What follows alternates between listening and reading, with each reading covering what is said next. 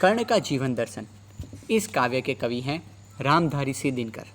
रामधारी सिंह दिनकर का जन्म 23 सितंबर 1908 में सिमरिया गांव, मुंगेर जिला वहाँ हुआ था।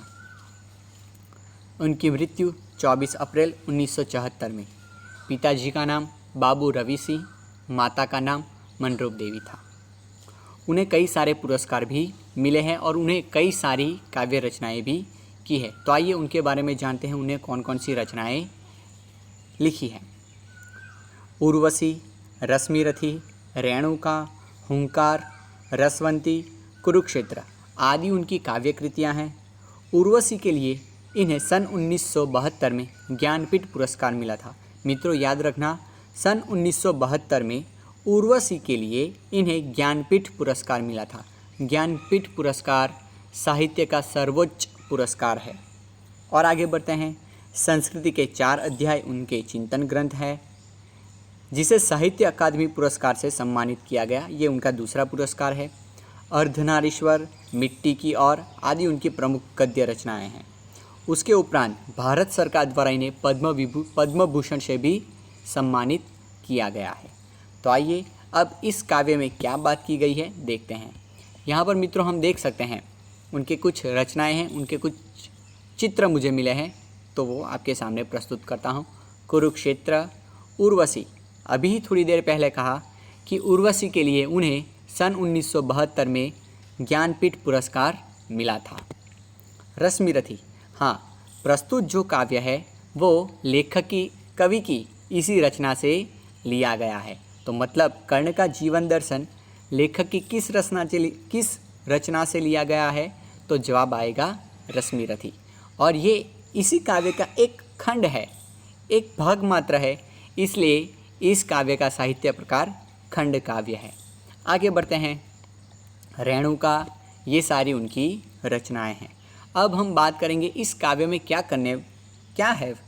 तो इस काव्य में भगवान कृष्ण कर्ण को अपने पक्ष में ले जाने के लिए आते हैं, तब उनके बीच क्या संवाद होता है उसकी बात इस काव्य में दी गई है। तो अगर हम थोड़ा उसका विवरण जान ले, पहले भावार्थ के क्या ऐसा हुआ जिसके कारण ये कृष्ण भगवान उनके साथ बातचीत करने आए, किस विषय पर बातचीत करने आए और ऐसा क्यों हुआ, तो ये अगर आप जानते ही होंगे तो यहाँ पर हम उसके बारे में भी और पढ़ लेते हैं। तो आइए शुरू करते हैं इस काव्य का भावार्थ।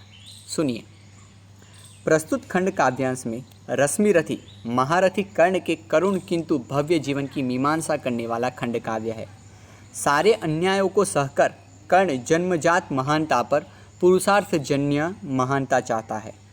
अंत में जब पांडव शस्त्र के रूप में कुछ प्राप्त करने का प्रलोभन सामने आता है, तब भी वह अविचलित रहता है और जिसने आज तक साथ दिया उस मित्र को किसी भी मोल पर छोड़ना नहीं चाहता। कृष्ण कर्ण को पांडवों के पक्ष में ले जाने के लिए उससे मिलते हैं। इस कथा प्रसंग से प्रस्तुत काव्यांश लिया गया है। अब हमने जान लिया कि भगवान कृष्ण उनको पांडव पक्ष में ले जाने के लिए आते हैं और फिर भी कर्ण ये बात मानते नहीं हैं। ऐसे क्या कारण देते हैं वो सब हमें इस काव्य के दौरान मिल जाएंगे।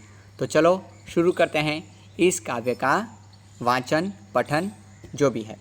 आप अपने तरीके से भी उसकी कुछ टोन बना सकते हैं। यहाँ मैं अपनी यथा बुद्धि यथा समझ शुरुआत करता हूँ और भी आप अपने अनुसार बेहतर प्रयत्न कर सकते हैं। तो चलो शुरू करते हैं हमारी ये काव्य कर्ण का जीवन दर्शन। कवि रामधारी सिंह दिनकर, रश्मिरथी से लिया गया है। वैभव विलास की चाह नहीं, अपनी कोई परवाह नहीं। वैभव विलास की चाह नहीं, अपनी कोई परवाह नहीं। बस यही चाहता हूँ केवल, बस यही चाहता हूँ केवल। दान की देव सरिता निर्मल, दान की देव सरिता निर्मल। करतल से झरती रहे सदा, निर्धन को भरती रहे सदा। तुच्छ है राज्य क्या है केशव, तुच्छ है राज्य क्या है केशव। पाता क्या नर कर प्राप्त विभव, पाता क्या नर कर प्राप्त विभव। चिंता प्रभुत अत्यल्पहास, कुछ चाकचिक्य कुछ क्षण विलास। पर वह भी यहीं गंवाना है, कुछ साथ नहीं ले जाना है। पर वह भी यहीं गंवाना है, कुछ साथ नहीं ले जाना है। मुझसे जो मनुष्य होते हैं कंचन का भार न धोते हैं। मुझसे जो मनुष्य होते हैं कंचन का भार न धोते हैं। पाते हैं धन बिखराने को, पाते हैं धन बिखराने को, लाते हैं रतन लुटाने को। पाते हैं धन बिखराने को, लाते हैं रतन लुटाने को। जग से न कभी कुछ लेते हैं, जग से न कभी कुछ लेते हैं, दान ही हृदय का देते हैं। प्रासादों के कनकाभ शिखर, प्रासादों के कनकाभ शिखर, होते कबूतरों के ही घर, होते कबूतरों के ही घर। महलों में गरुड़ न होता है, महलों में गरुड़ न होता है, कंचन पर कभी न सोता है। बसता वहीं कहीं पहाड़ों में, बसता वहीं कहीं पहाड़ों में, शैलों की फटी दरारों में, शैलों की फटी दरारों में। होकर समृद्धि सुख के अधीन, होके समृद्धि सुख के अधीन, मानव होता नित तपक्षीण। होकर समृद्धि सुख के अधीन, मानव होता नित तपः क्षीण। सत्ता किरीट मणिमय आसन, सत्ता किरीट मणिमय आसन, करते मनुष्य का तेज हरण। सत्ता किरीट मणिमय आसन, करते मनुष्य का तेज हरण। नर विभव हेतु ललचाता है, पर वही मनुज को खाता है। नर विभव हेतु ललचाता है, पर वही मनुज को खाता है।